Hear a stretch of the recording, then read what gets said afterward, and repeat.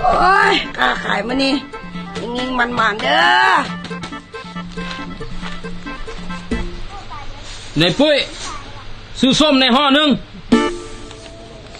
โอ้มาซื้อเครื่องกับบนแนมบงหัวหน้าไม่ค่าเนาะโอ้ยเขี่ยวมานะแหนมบ่ได้ยันป้อมพังนี่นะโอ้เท่าสิตายแล้วกันยังลิ้นเกมอยู่เนาะโอ้ยมันโตอย่างนี่จะเม่นว่าดังเนาะเนี่ยหากระตื่นได้สั้นเท่าไหร่ห่อละ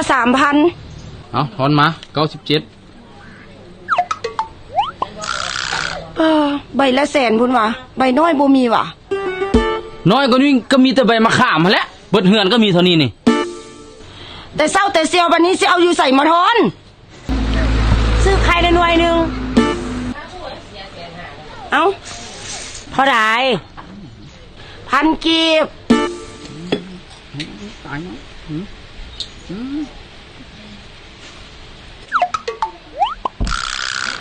โอ้อันนี้ก็ใบ50,000บุญวันนี้นะกาแฟนะ2 นึงคือสิไปทอนละเนาะเงินนี่เนาะ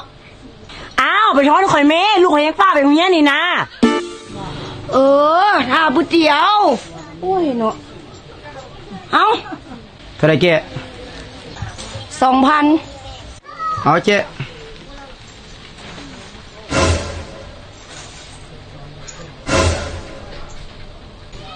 โอ้ยกูสิบ้าตายพวกเจ้าคือสิพากันรวยเนาะพวกบ่เป็นว่าใบน้อยนะคือพากันมอกแต่ใบใหญ่ๆแนวนี้เจ้าเงินใส่มาทอนเอาไว้แม่เงินค่อยแต่97,000ท่านนะโอ้ยถ้าจะดุนจะนานเนาะ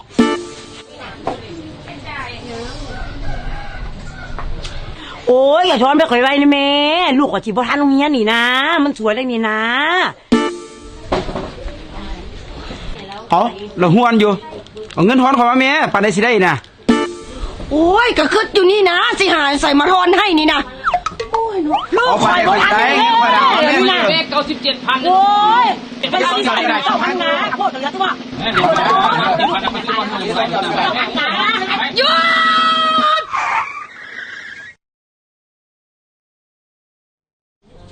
พวกเจ้ามีสมาร์ทโฟนมาทุกคนตัวมีเราออกมาโหลดแอปนี้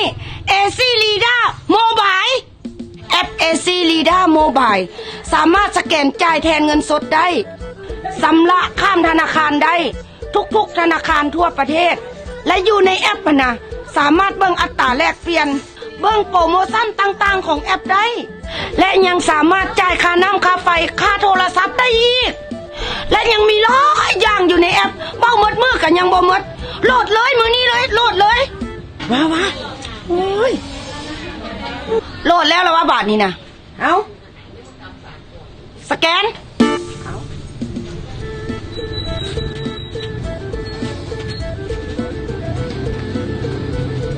เอาแม่เงินค่อยนะเกี่ยวเงินมาไหมค่อยใบไม้นะใครเงินเดียวก็ใส่ถุงเลยป่ะโอ้ยใครเงินเดียวก็อยากใส่ถุงอยู่วะเอาว่าตื่นเช้ามาวุ่นวายตั้งแต่สูนี่ไปเงินใครเงินมัน